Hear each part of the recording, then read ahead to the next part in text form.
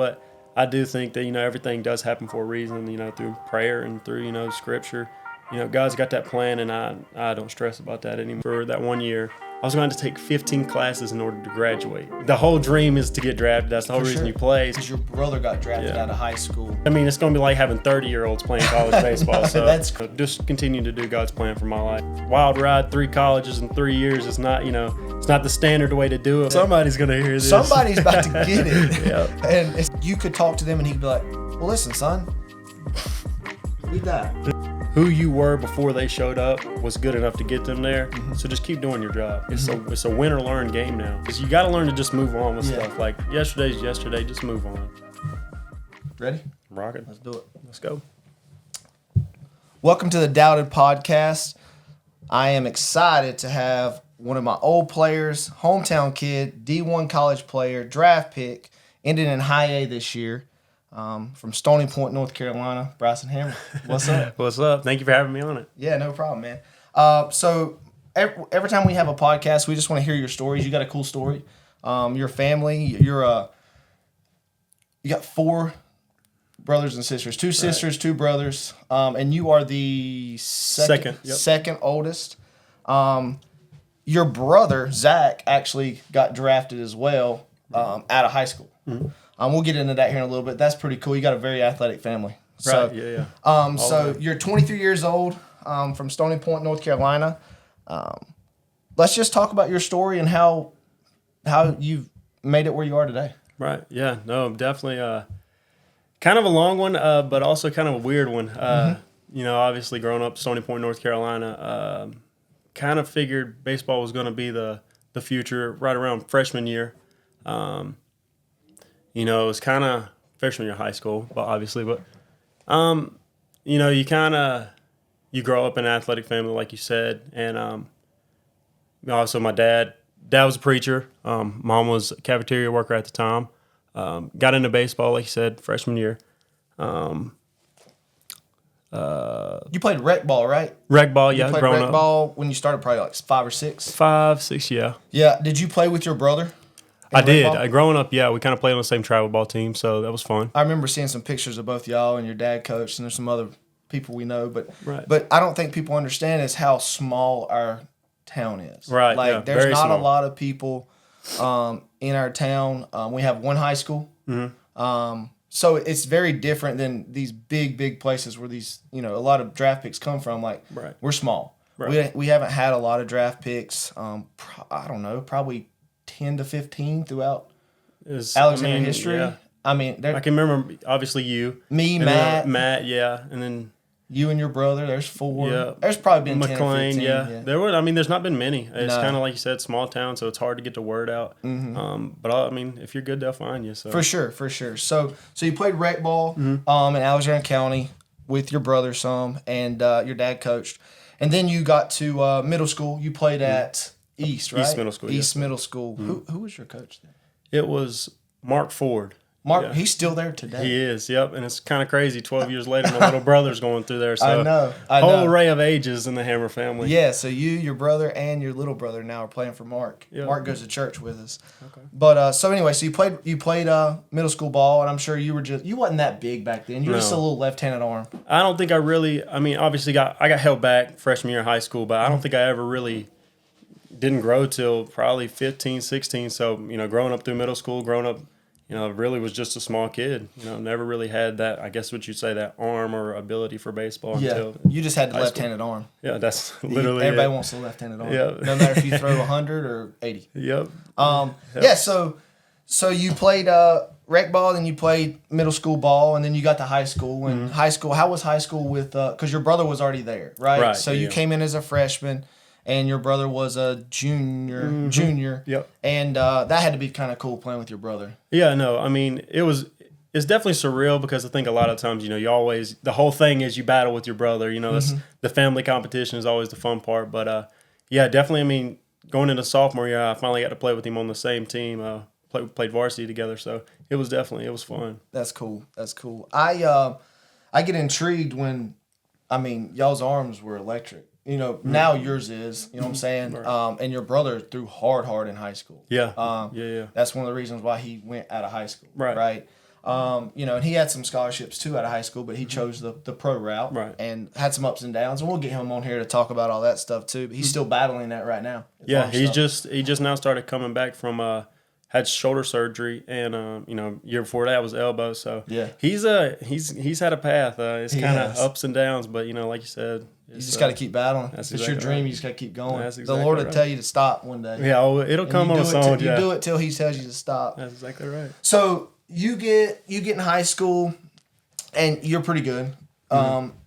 You start. Would you say sophomore year? You was on varsity. Yeah. Okay. Same as me. I think the high school for you was huge when you were really No, you went with us when you were a freshman. So you went down to Florida with us with the Heat when you were a freshman, and that's when everything really started to happen. I think ECU got on you first. Right, yeah. I wonder why. ECU got on you first, and then kind of, you had a good week. I think we finished like third or fourth because it rained it out in that big tournament. Yeah. And we were set up to win it because we still had you. You were going to go either the game to get to the championship or the championship. Right. Still had Carlos. Remember Carlos? Oh, yeah, Carlos. I keep up with him too. Still had Carlos, and he was a left-handed arm. You didn't know. I mean, he could deal one game. Oh, yeah. No, he was. So I still had both of y'all, and I had some infielders to throw. We were set up. I don't know who we were going to play, but we were set up. I had confidence with you on the mound. But so anyway, we finished third or fourth there, and there's like 100-some teams, and it was a huge deal for us. Yeah. And you got seen down there first time. We did some social media for you. It wasn't good social media. It wasn't when we were doing what we're doing now. But we did some social media. I, like I said, contacted ECU and stuff like that. And you got on the board, right? Right. People started to know who you were. Exactly. And that's the biggest thing now is like just letting people see you. Right. Even if it's not in person, at least they see you, can write you down, and then go see you. Right. And like you said, kind of like if you are good, they're going to find you. Like, it's just a matter of time. And that's, we can talk about that at a later time. But, you see all these kids, like, transferring to these private schools and stuff. It's just like, if you're good, you're going to get found. And, like you said, there's resources nowadays like you. Yeah. People are they're going to help you out. Especially in a small town, it definitely works out quick. So yeah, I think you just got to have the right people on your side. Exactly. Guys that actually are knowledgeable, that have connections. If let's just use me because I'm right here with you, right, or whoever with the Canes or Petty or whoever, like resources out the wazoo. You don't. He can make 3 or 4 phone calls with one video and you're done. Yeah, right. It's everywhere. It's just about who you know and the relationships you make, and that's you got to be good, but that's the biggest thing. Right. So anyway, we go freshman year, we play down there. You have a really good showing. ECU's on you. There's a couple other schools on you, and then we go to the same year. I think it might have been the fall. We go to South Carolina and play, and the Black Bear tournament. Black Bear Classic, Black Bear Classic, and Mason Steichleather was your actual head coach that time. At the time, yeah. Yep. So we had called multiple people because everybody already knew. I think there was like Carolina was there, Clemson was there, ECU. There was so many kids. I think NC State was one more. All these people were at this one game, and that's how it works. I mean, now it's like, all right, this dude's throwing. All right, we'll be there. Yeah. So everybody piles in. I think you threw pretty well, and then Clemson got on you because I think Clemson called Mason that night, and Mason was so jacked up. Mason was like, Clemson's calling. I was like, chill. Yeah, I think, his story was, I was in the middle of the pitch, and I think I was through 3 innings, and he's standing on third base, and his phone rings one time, and he looks at it, and he's like, past that. Yeah. Obviously in the middle of a game. And then right back, calls him again, answers the phone on third base. Yeah, who's this? You need something? Yeah. Oh, yeah, this is Coach Lee, head coach of Clemson baseball. So I love, it's funny hearing. He's funny telling the story. Yeah, telling the story. He was jacked up on third. He couldn't even coach the rest of the game. He was so jacked up. But yeah, so Clemson, and then walk through like your recruiting process as far as like why you made the decisions you made and why you passed up other decisions. Like. So obviously, my dad being a pastor, I think the Lord was a big play in a lot of it. Being young and coming out of high school, a lot of times you're looking for just that big scholarship. And for me, going into my junior year that summer, Clemson had reached out and had offered a pretty good amount. So in my mind, that was the sign. Okay, hey, let's go here. But then again, I think a lot of it's just more about the fit. I think you gotta know where you want to go, but a lot of it's got to do with making sure that you're the right fit there. Yeah, so like obviously Clemson, I've told Ian this multiple times. Clemson was my dream school. Mm-hmm. Like that's where I wanted. That's where Jason Harris went. Oh yeah. And I played for Jason with the Heat before I bought it, and that was just where I wanted to go, man. It was like I love their the white uniforms. Oh yeah, they're sweet. Yeah, it's a really nice place. The campus is sick. Oh yeah. Football's obviously really good. Oh yeah. So it's just a cool atmosphere. But at the same time, like I said, like you just said about, where the Lord wants you to go and what's the best fit. Right. A lot of people get caught up in, like you said, the D1 or bust or the highest D1 or this or that. But at the same time, like I wanted to go to Clemson and I had a scholarship at Clemson, but it was just, I just didn't see, they had All-Americans. They had, their middle infield was stacked. They had 2 other commits. And it wasn't that I didn't think I could like beat them out. Like it's not that you don't think you can beat them. You're a competitor. It's not that. It's just like, well, man, they're going to have to mess up or get hurt for me to even have a shot for a year and a half to 2 years. Like they're All-Americans. Like where are they going to go, right? Unless they get drafted. So then you have to be thinking about that. And then I went to ECU and I fell in love with Link Jarrett. Like he was the man, and which he's at Florida State now. But I just think that's the biggest thing for people watching is don't just go to go. Right, exactly. Like make sure it's a good fit. Pray about it. That's the biggest thing I can tell you is everybody likes to make these commitment posts and this and that and this and that. Like Carolina, this state. This. If you ain't gonna play, it ain't gonna help. And I mean, I can tell you from a literal personal standpoint. I went through it all. You see the big Nike, the Wilson glove. You see it all, and you get like the big scholarships. But I mean, if you really take a step back and you just kind of look at it for what it is, like you got to make sure that not only is it a good fit for you, but is it going to help you develop as a baseball player? Correct. So I mean, that's like you said. You can look at all like the shiny bells and whistles, but at the end of the day, like the game's the game, and regardless where you are. And nobody wants to go to school, especially not guys that's played their whole life and never sit and go and not have an opportunity, no matter if you perform or not. Right. Right. It's a tough world. It's dog eat dog. And it is. And people don't realize that until they get there. So you go to Clemson, and it just wasn't a good fit for you. Right. So then you transfer to CVCC. I did. That's in, for you that don't know, CVCC is in Hickory, North Carolina. It's a really good JUCO school there. You went there. You threw phenomenal. You threw really well, right? You were there. Dude, I threw, right? pretty good, yeah. Was Julian there with you? Julian, no, he was a year or two before me. Okay, so that was another power lefty that was there. I think he's still playing. I think he got released. I think he was trying to get back. I don't know if he's still playing. He was with the Dodgers, got released, and then he signed with the Angels, but after that I don't know either. But that was another power lefty that was before you there. So they got some good arms and some good players. But so you went there, you played really well. Then what happened? So kind of a weird story. I think this is probably one of the weirdest stories out of all of it is I went to CVCC, and the plan was to graduate and, hopefully try to make it back in D1 baseball. But if not, the goal is always to get drafted. So ended up going to CVCC for that 1 year. I was going to take 15 classes in order to graduate, to get out. So in most D1 coaches' minds, I was already out. Like, I was staying at CVCC for 2 years. Like, it was kind of over with.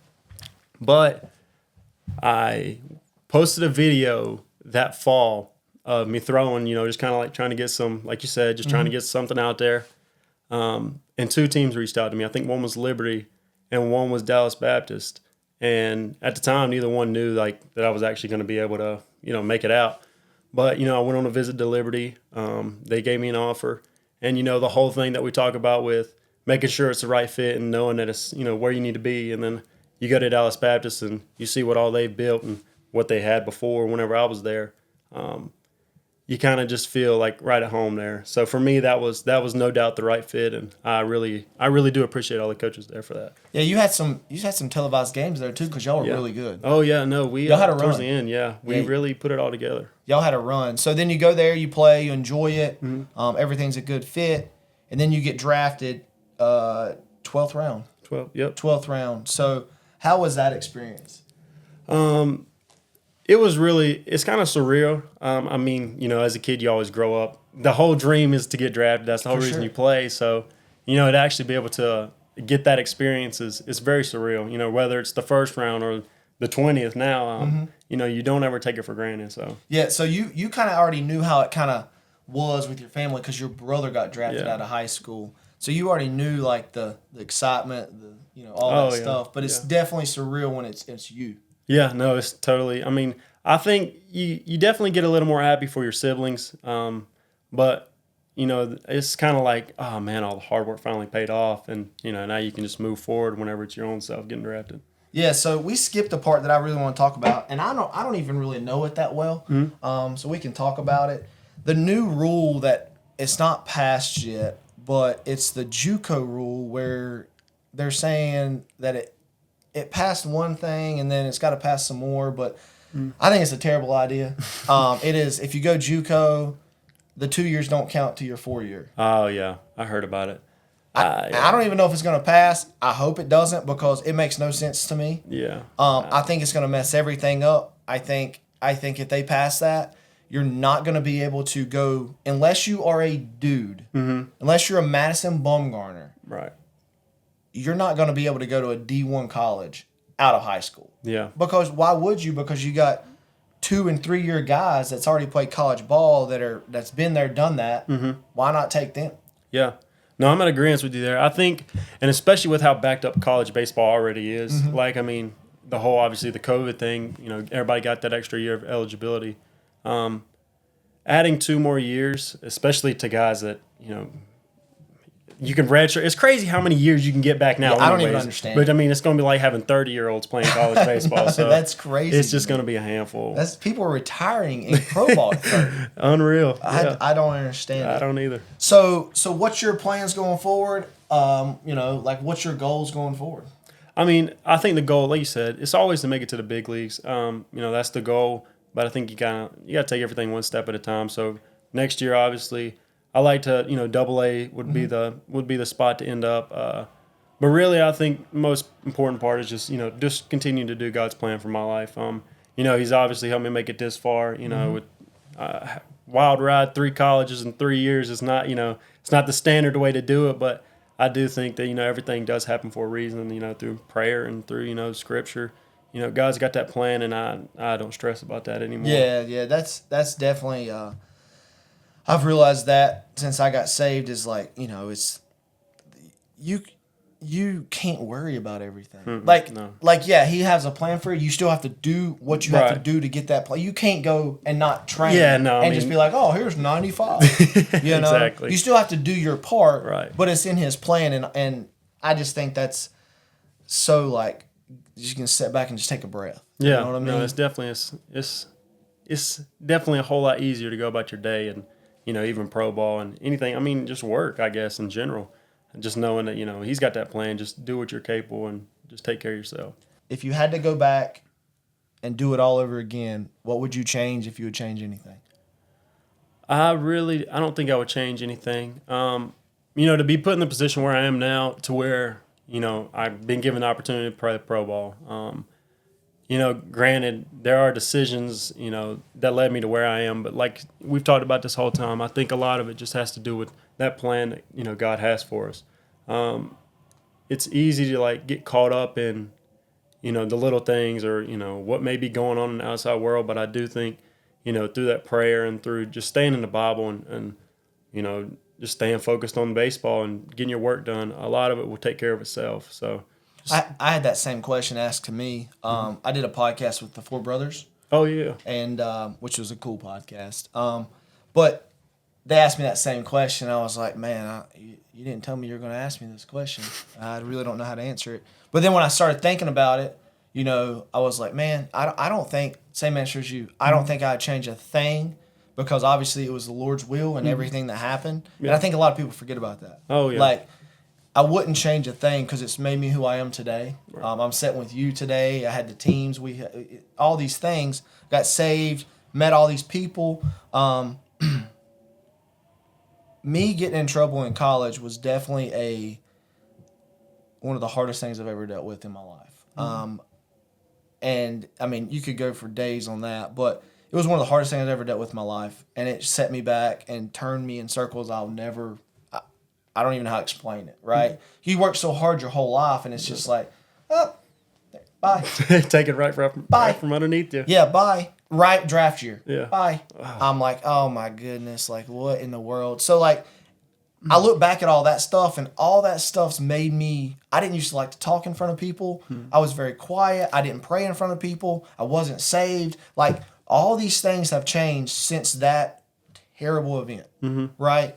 And I have kids now. I'm married. I have a house. Like I just wouldn't take anything back. I think the journey that the Lord's put me on is for a reason. Right. Right. And I think we're scratching the surfaces of what we can do to get out to people, talking to you, talking to all these big leaguers, talking to all these coaches, everybody, just telling their stories. So, because like we said in the last podcast, a lot of people won't talk about their trials. Like they just hold them in. Right. Yeah. That's the worst thing. Yeah, to do. that's literally could not be further from right, honestly. It's the worst thing, and I did it. Yeah. I mean. Oh, I did for a long time too, but just eventually hold it in, and I'm just like, just built up anger and just mean to like just smart aleck and just like I got to get this off my chest. Like I got to figure this out. So I will say that somebody's gonna hear this. Somebody's about to get it, and it's gonna be an innocent bystander. Exactly. Yeah. Oh, I've been there.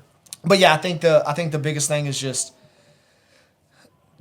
I wouldn't take nothing back, and just when you have problems and you have tribulations and you have all this stuff, like I said, reach out to the Lord, reach out to your parents. You had, like you said, you had a great resource with your dad. Both. I mean, mom grew up in and church. dad. Yeah. I mean, you could talk to them and he'd be like, "Well, listen, son, read that." Yeah. You know what I'm saying? A lot of people don't have that. No, and it's definitely a blessing. A lot of people don't have that, and I think that's the biggest thing because that's comfort. That book is comfort. Oh yeah. You can read one verse and you could take it some way, and I could take it some way, and it will relate to each one of us. Yeah. A different way. You know what I'm saying? Yeah, yeah. Like it will. Yeah, it means what it means, but we can interpret it in something to help me and something to help you. Right.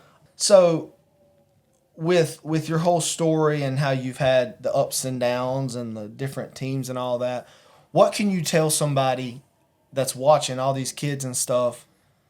And we've touched on a little bit of the whole process and how you could tell them to relax and not get so nervous about it. Because what happens is, and you'll see this, is when these colleges start coming to these games, not everybody, but a lot of people freeze. Right. They've never been in that situation. They've never felt that pressure. How can you speak to them and tell them how to get through some of that stuff? Yeah.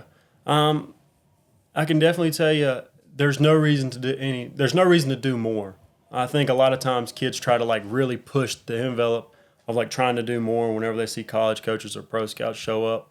Like who you were before they showed up was good enough to get them there. So just keep doing your job. I like that. You got to show up, and even if you do lose, and I've used this one a lot, is whether you win or you lose, there's not really much losing anymore. You learn from it. It's a win or learn game now. And I think if you do have that losing mindset, you'll never really be able to develop into that next level of yourself. So I think most of your athletes now are competitors. They have to be. They'll get eat up and spit out if they're not. I just think my mindset in that is no matter what you do, just compete. Right. Just keep competing, and it's either going to go your way or it's not. And like you said, God's got a plan either way. Oh yeah. So just compete. I told this to Braxton on one of the other podcasts. It was because it's his senior year, and he might get picked up. But I was like, dude, just leave it all on the table. I said, if you have a bad game, just scratch it. And that's a big part of it too, is you got to learn to just move on with stuff. Like yesterday's yesterday, just move on. We got a lot of kids at our facility that are younger ages, and all they care about is velo, right? Like velo. That's all you hear. That's all you see on social media. Velo. How do you feel about velo/mechanics at the 8 to 12 mark? I know it changes at 13 and up, but that 8 to 12 is obviously where they're really trying to figure stuff out. Yeah. I mean, 8 to 12, you haven't even grown into your body yet. So I wouldn't necessarily worry as much about throwing hard at all. That's kind of like, this is where you can build your mechanics, your platform, to where everything's going to be built on top of. So I think that 8 to 12, even I did do some lessons this offseason, and the main focus was mechanics. And I can tell you from somebody that has struggled from throwing strikes in the past that one of the biggest, one of the biggest helps in order to increase velocity too is also mechanics. So I think 8 to 12 is it's a big block in life, especially in baseball, to where you can really put yourself ahead of some kids if you just work on those mechanics. I agree. Same thing with swing. I feel like at a young age, a lot of kids you'll see a lot of kids that have very awful swings. Yeah. But they're huge, they're strong, and they just don't know how to use it. They just put the bat on the ball and it just goes, right? Yeah. But when you get older and you start facing good arms, oh yeah, that swing will be exposed. Yeah, everything right? will. Yeah. It will be exposed. So I think the mechanics side with pitching and hitting at a young age is the most important thing. I don't even have a number. I don't even have anything in my cage that says ex velo or anything like that. Yeah. Because I think they get caught up in it. Oh yeah. At a young age, I think there's a time and a place. I think if you're getting recruited and you're in high school and this and that, I think you need to show your numbers because it's a numbers game. Yeah, now. it is. But at the young ages, I think it's more developmental. Right. And I mean, that funnel that's created, like when you get to those college levels, and they have a whole form on you. A lot of that time, it's just a funnel. Like whatever you maybe struggle with in middle school, and you kind of carry that bad habit out with you into college, it's going to get exposed. So I think, like you said, 8 to 12, just working on those mechanical parts and being able to just fine tune yourself at that age with just the small stuff it's going to be big in the long run. We've got some kids that played at higher levels and stuff like that, your levels or big college levels, and they get to that. The number's 95. Right. Oh, yeah. Now the number's 95. Yeah. The number used to be 92. Yeah, 90, that was 93 my high school. Yeah. Gas, right? Yeah. 93 gas, your high school. They get to these numbers and they're like, let's just say 90, 91, 92. And they cannot get over 90, 91, 92. And they get so flustered because they can't get more and more and more. How would you tell somebody to get through that situation? Yeah. I think everybody's different. Everybody's kind of built different. For me, one of the big things that I kind of done when I was developing my body, like, freshman, sophomore year, was long toss. And anybody I talk to that may be struggling, I've introduced them to long toss. And it's helped quite a bit of guys. But, Brian Harvey, one of my coaches and now coach at CVCC, he was really big on that. And obviously they all throw gas. All of them. So it's definitely, I think, even in developing, like in the middle school, I think long toss is definitely a help. I think you got to really take care of your arm, prior and after, you get done throwing. But it is something that helped me kind of take it from 90 to 92 to that 93, 95, 96 level. So yeah. So I think that's the biggest thing. Last question. How has the Lord helped you through all this? Obviously, with your dad being a preacher, you've been in church, you were at church at an early age. Some people don't get in church till late, right. This and that. How can you relate to that and really show how God's pushed you through this stuff? Yeah. Well, definitely having dad as a pastor, he's been a huge just rock in my life, Leaving Clemson was never in my plans, but that day that I, had to tell him that, there was never doubt. There was always, all right, well, you're going to have to work harder. So I knew that from the get-go. But, just moving forward and even being in pro ball, you have a good day, okay, that's great. But if you have a bad day, that's even better. In the Bible it talks about, counting your trials as joy. And that's something I've really just tried to take and, use. If I have a bad game or, I come out of the pen and give up 3 in a third of an inning, it's, does it suck in the moment? Yeah. But there's way bigger problems. There's way bigger things in the world going on than whether I gave up 3 runs in one baseball game. So yeah. I think definitely having him as that rock to be able to lean on and, talk to whenever things are going bad or I'm struggling, it's been a huge help. But, just being able to being in the Bible and being in prayer has definitely been a whole lot more soothing, especially, 3 colleges, 3 years, and then going straight into pro ball it's a lot at one time, but you do learn, God's got a plan. So I think another side of that too is when you're playing the game, it is a game, right? Like exactly. I think it's a game. Obviously, when you're getting paid, it's your job, right? But when you stop making it a game, I've been in this. When you stop making it a game, you start struggling. Oh, yeah. You start struggling, and everything goes wrong, and you're tensed up, and you can't play tensed. Like, no, not at all. So I think once it's not a game to you, it might be time. Yeah. Right? Exactly. Like, it might be time. But I think, God's blessed us with this opportunity to play at a high level and do something with it, right? So, like, you make the pro ball, now you're going to, just like this podcast, you're spreading his word right here, right? Right. You've got the platform. Use the platform for something good. Exactly. Because you don't know when that platform is going to be just ripped from you. That's exactly I right. mean, I'm the same way. Like, I didn't know when I was going to get released. I had no idea. Your brother don't know what's going on right now, right? It's tough. I mean, you just, like you said, one day you're out there in Arizona, and the next day you're on a flight to Stony Point, North Carolina. Stony Point. And it's heartbreaking, but at the same time, like, it's God's plan. But I think if I had to tell the kids one thing, it's like, keep it a game. Yeah. Keep it a game. Work hard. Right. Grind. Be a competitor, but have fun. There's times to have fun. There's times to really, really focus. But you got to have that good mix. Yeah, Because agree. if you just make it a job, especially in pro ball or college, like, it's miserable. Yeah. It's miserable. Speaking of, we forgot about Zach Brisky.